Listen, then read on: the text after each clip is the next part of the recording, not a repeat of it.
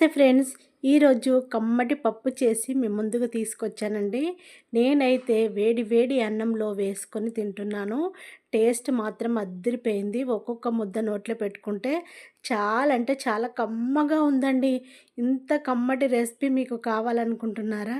అయితే వీడియో మొత్తము చివరి వరకు చూడండి. నా ఛానల్ని వెంటనే సబ్స్క్రైబ్ చేసుకోండి. నచ్చితే వీడియోకి లైక్ కొట్టండి. ఇది ఎర్రపప్పు అంటారండి. ఎర్రపప్పు అంటారు, మైసూర్ పప్పు అంటారు.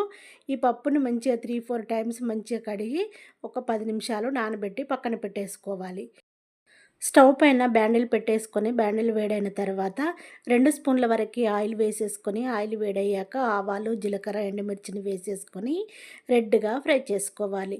ఒక 5, 6 వెల్లిపాయలను పొట్టు తీసి వేసేసుకొని అవి కూడా రెడ్గా అయ్యేంత వరకు ఫ్రై చేసుకోవాలి. 2 పెద్ద ఉల్లిపాయలను కట్ చేశాను, చిన్న ముక్కలుగా కట్ చేసి వేసేసుకోవాలి.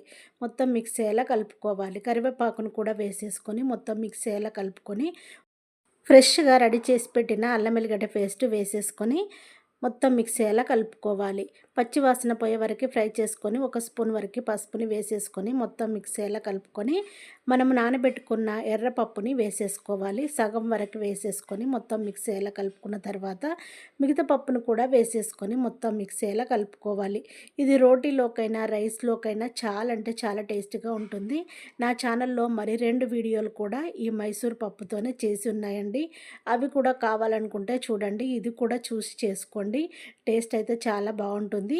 ఒక 5 నిమిషాల పాటు మూత పెట్టేసుకొని మంచిగా ఉడికించుకున్న తర్వాత మూత తీసుకొని ఒకసారి కలుపుకొని మన టేస్ట్‌కి తగినంతగా కారం వేసిన తర్వాత ఒక 5 మినిట్స్ వరకు మంచిగా ఫ్రై చేసుకోవాలి. 5 మినిట్స్ తర్వాత కొంచెము వాటర్ని వేసేసుకొని మొత్తం మిక్స్ అయ్యేలా కలుపుకొని మరికొన్ని వాటర్ని వేసేసుకొని మొత్తం మిక్స్ అయ్యేలా కలుపుకొని మూత పెట్టేసుకొని పప్పును మంచిగా ఉడికించుకోవాలి. పప్పు మధ్యలో ఉడికిందా లేదా అని చెక్ చేసుకోవాలి ఒక 2 టైమ్స్ అయినా. ఇప్పుడు మూత తీసుకొని పప్పు మంచిగా ఉడికిపోయింది. ఇందులోకి సాల్ట్‌ని వేసేసుకోవాలి. టేస్ట్‌కి తగినంతగా సాల్ట్‌ని వేసేసుకొని మొత్తం మిక్స్ అయ్యేలా కలుపుకొని మూత పెట్టేసుకొని మరొక 5 మినిట్స్ ఉడికించుకోవాలి. ఇప్పుడు మూత తీసుకొని పప్పు మంచిగా చిక్కబడిపోయింది కదా! ఇప్పుడు ఇందులోకి సన్నగా కట్ చేసి పెట్టుకున్న కొత్తిమీరను వేసేసుకోవాలి.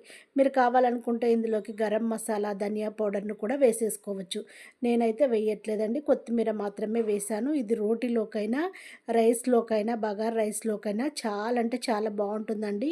పూరిలోకి కూడా చాలా బాగుంటుందండి. ఇలా చేసుకొని చూడండి. నా ఛానల్‌లో మరికొన్ని పప్పు వీడియోలు కూడా ఉన్నాయండి. అవి కూడా చేయండి, చూడండి. చాలా అంటే చాలా టేస్ట్‌గా ఉంటాయి. నేను చేసిన ఈ వీడియో నచ్చినట్టయితే